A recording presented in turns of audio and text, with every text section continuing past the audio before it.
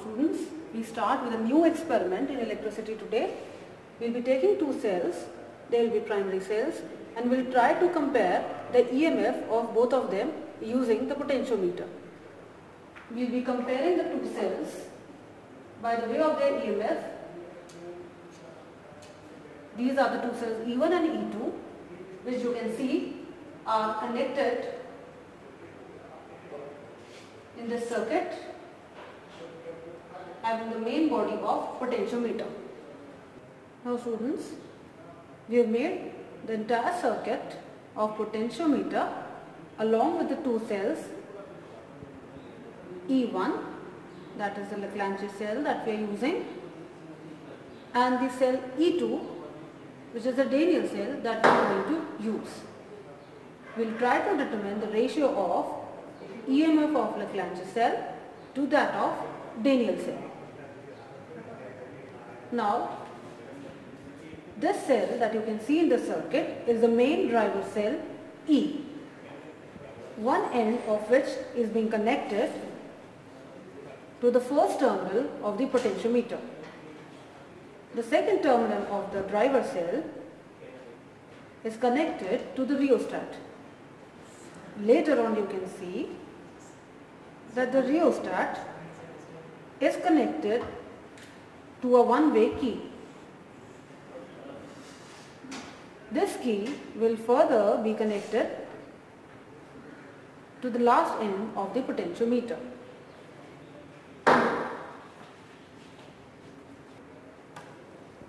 Now you can see that we have a two-way key which is used to connect either cell E1 or cell E2 in the circuit. And in order to obtain the null deflection, we will be using this galvanometer shown here.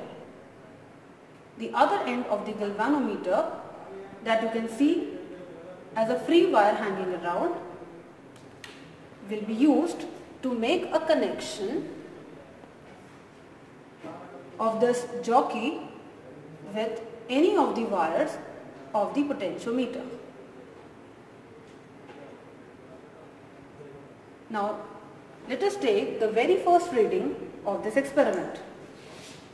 We include the driver cell E in the circuit.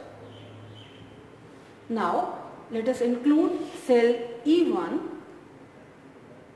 which is the Lagrange cell, in the circuit. For this, we will be using the first connection of the two-way key.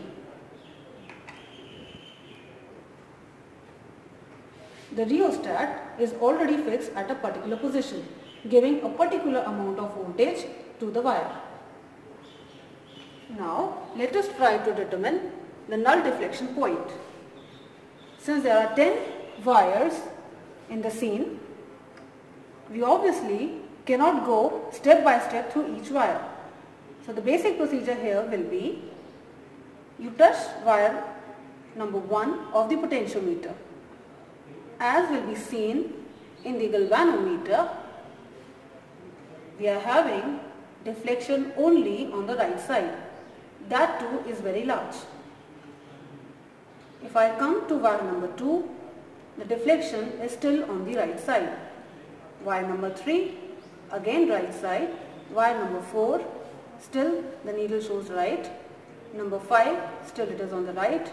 Number 6, number 7, the 8th wire is still showing the reading on the right.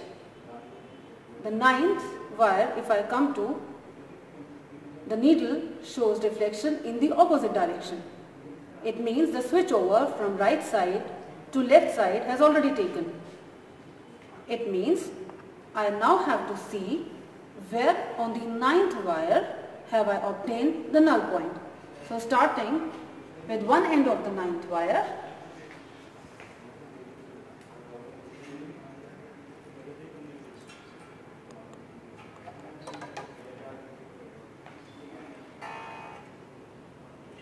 now we will be moving slowly and mapping the entire 9th wire.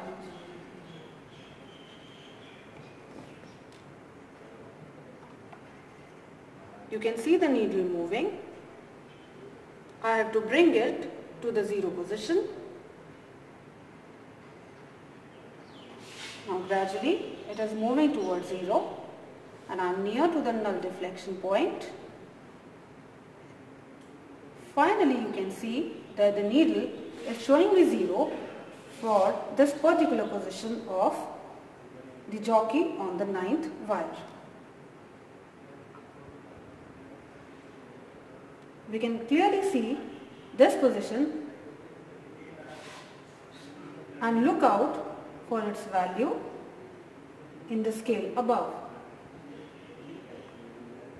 Now Geeta, you can see 0 deflection there. Yes, also see the length included of the 9th wire from the scale. It is 16.7.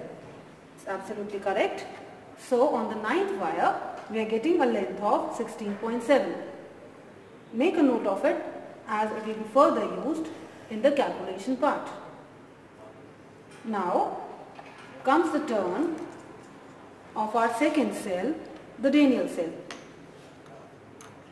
You can switch off the circuit to avoid the unnecessary heating during we switch over to the next cell.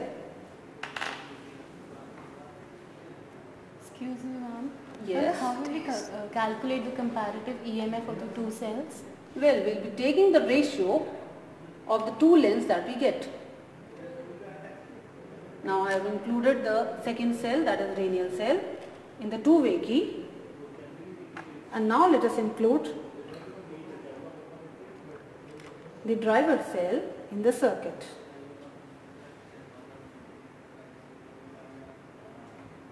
Again, we will be following the same procedure.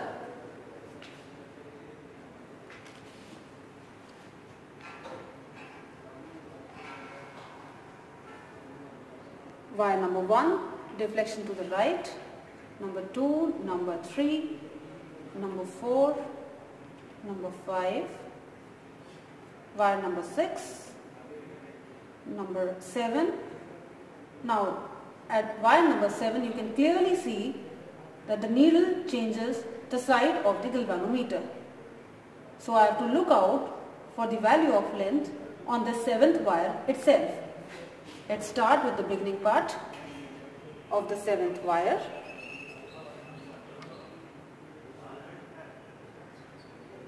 Still it is not coming towards 0. You have to move it further.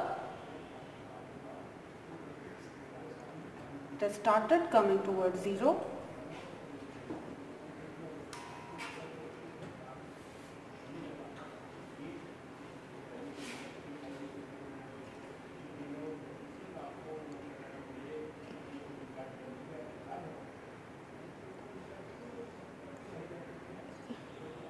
It's 0. And now we receive the null point. So the reading here which I can see from the scale, right above the null point is 3.2. Since this is the 7th wire, the reading will be 6 multiplied by 100 plus 3.2. So now we are through with the first set of our readings of length L1 and L2. We will be disconnecting the circuit once again.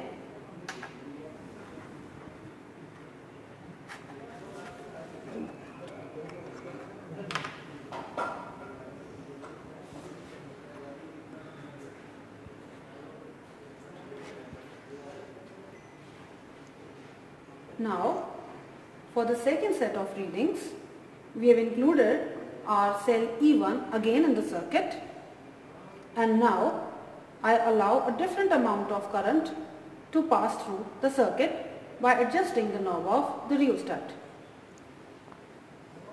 Now you will be seeing that I will be obtaining the null deflection at some other point on the potentiometer wire.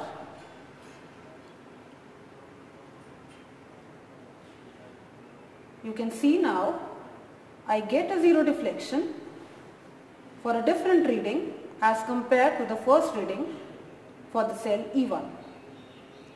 Following the same procedure for E2, you can take different set of readings by adjusting the value of the rheostat, which will give you different values of length L1 and L2. By taking the ratio of L1 and L2, you can compare the EMF of the two cells, and at the end the average of the ratio L1 by L2 will give me a comparison between the two cells. Now we will be having a look at the readings we have obtained so far.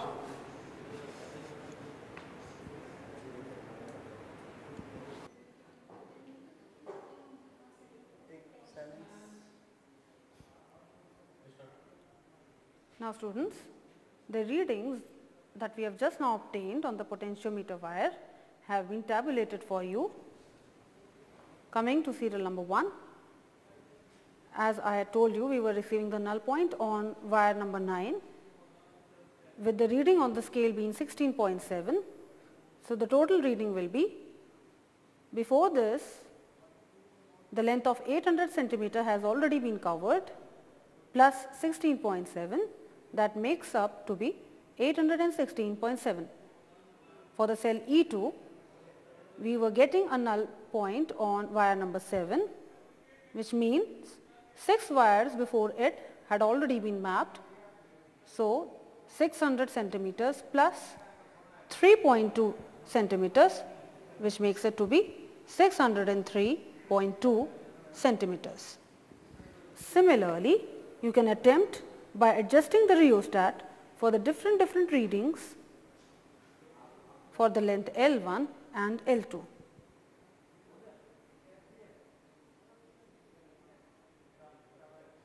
Out of this table, I will be taking the ratio of length L1 and length L2 for each of the readings.